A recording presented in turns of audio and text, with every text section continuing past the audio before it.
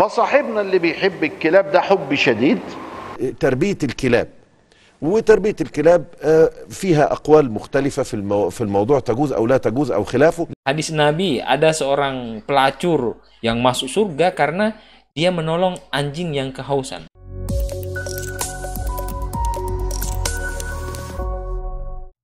Assalamualaikum warahmatullahi wabarakatuh. Salam harmoni. Ikhtilafu ummati rahmah. Perbedaan itu adalah rahmat. Nah, sahabat-sahabat harmoni sekalian, di video kali ini kita akan membahas tentang anjing.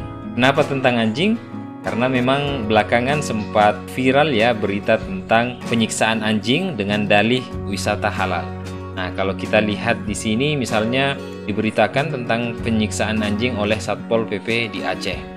Bahkan ini sempat juga diperbincangkan oleh Deddy Kobuzer di podcastnya. Kali ini kita akan mendengarkan penjelasan para ulama mengenai anjing dalam Islam. Langsung saja kita saksikan videonya, dan seperti biasa di akhir video saya akan memberikan sedikit kesimpulan. يسأل ويقول أحب الكلاب كثيرا لأنها من أوفى الحيوانات. فعلا الكلاب أوفى الحيوان بصاحبه وألصقه بصاحبه هو الكلب ده. فهل يجوز لي أن أقتني كلبا وهل هو نجس؟ الإمام مالك يرى أن الكلب ليس نجسا. قلنا له ليه يا فضيلة الإمام؟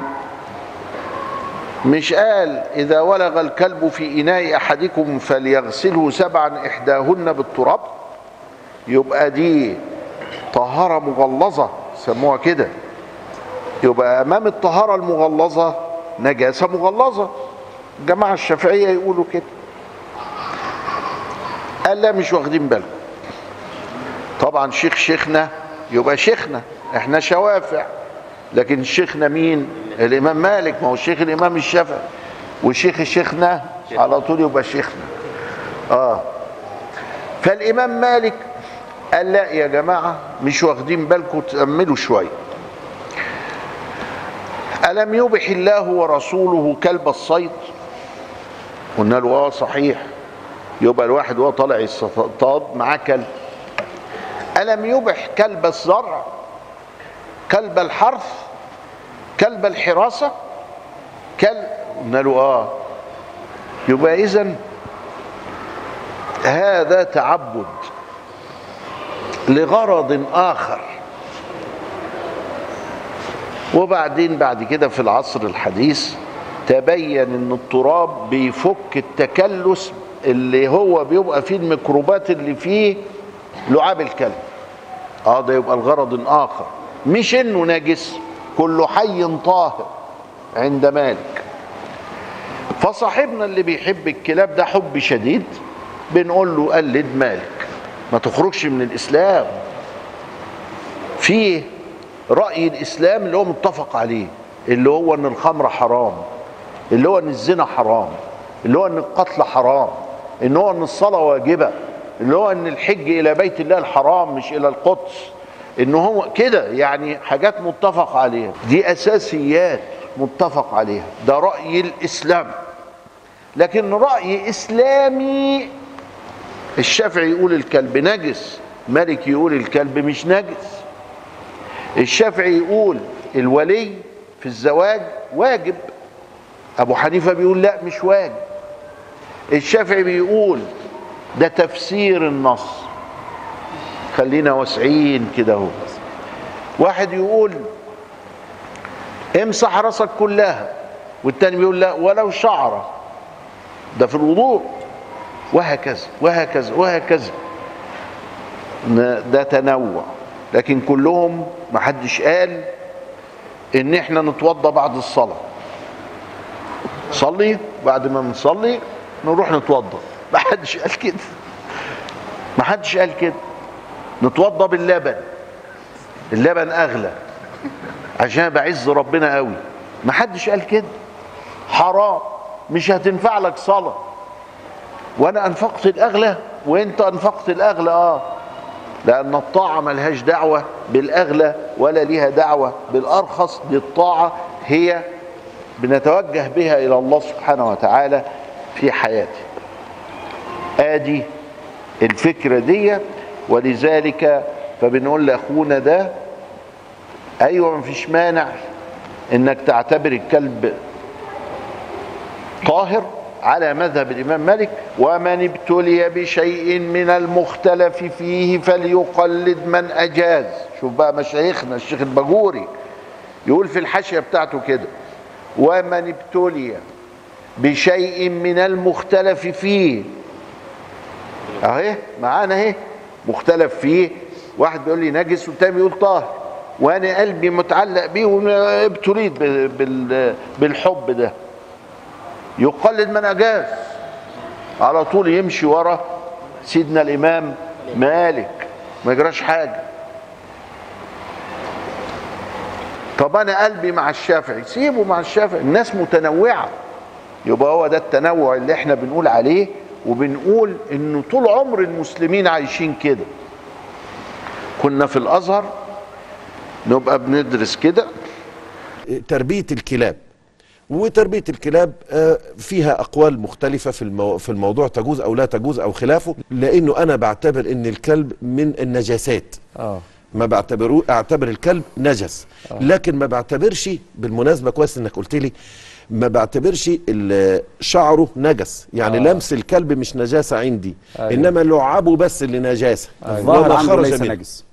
الظاهر بتاعه ليس نجس نعم. عندي. نعم. يعني انا ابو حنيفه ارى انه الكلب كله من الخارج ليس بنجس، لكن اللعاب بتاعه اللي بيقولوا عليها الرياله بتاعته دي نجاسه، واللي بيخرج من الكلب من البراز او البول بيعتبر نجاسه عندي. يعني الشعر بتاعه عندك مش نجس. ايوه، لو انا متوضي ولمست نجاسه، ده عندي ابو حنيفه. لو انا متوضي ولمست نجاسه اغسل الجزء اللي جات عليه النجاسه ووضوئي صحيح. ايوه تمام. لكن في المهم عاوز اقول لكم ان لعاب الكلب عندي نجس.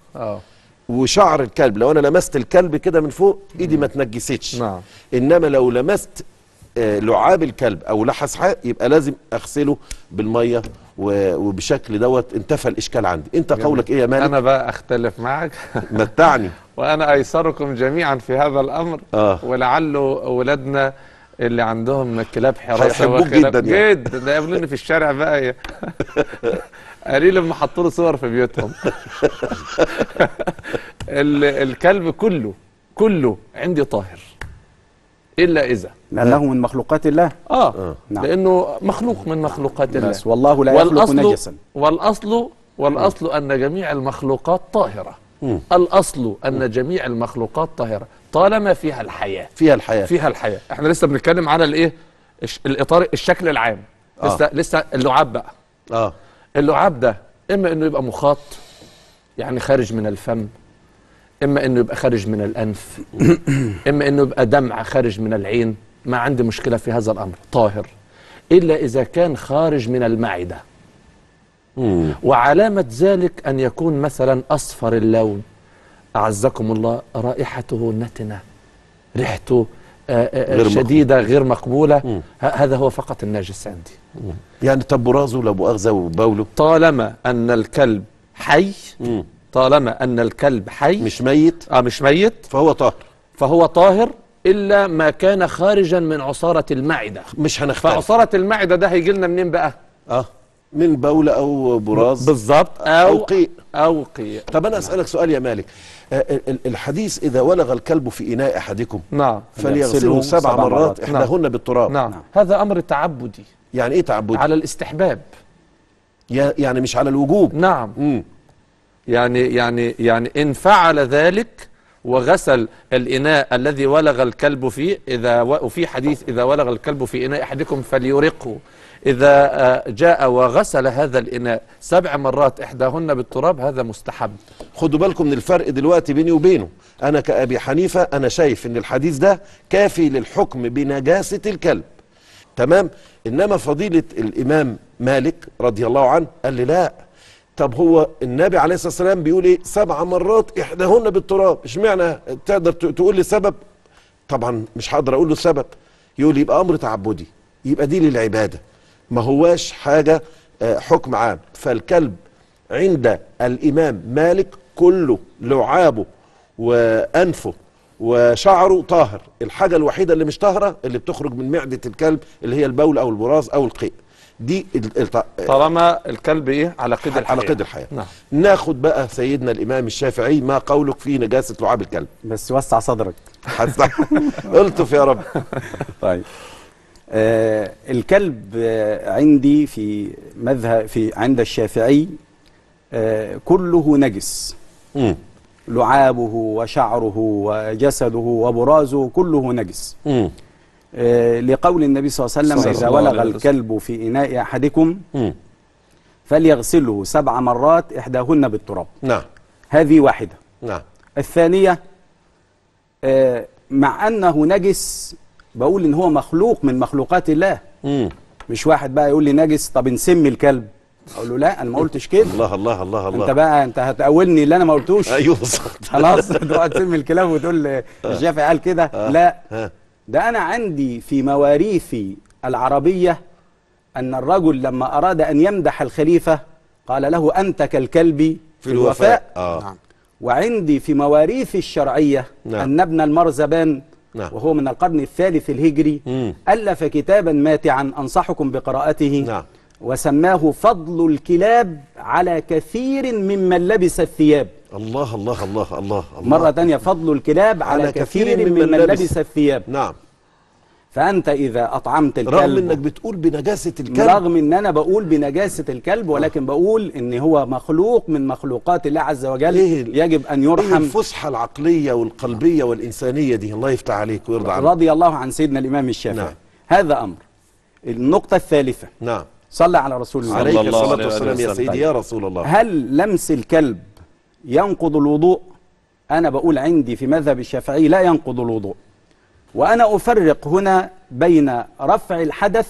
نعم. إن أنا ما ألمس الكلب ده مش بيرفع الحدث، مش بينتقد وضوئي. ما ألبس الكلب ما ارتفعش وضوئي. لا ده أنا بفرق بين إزالة النجس.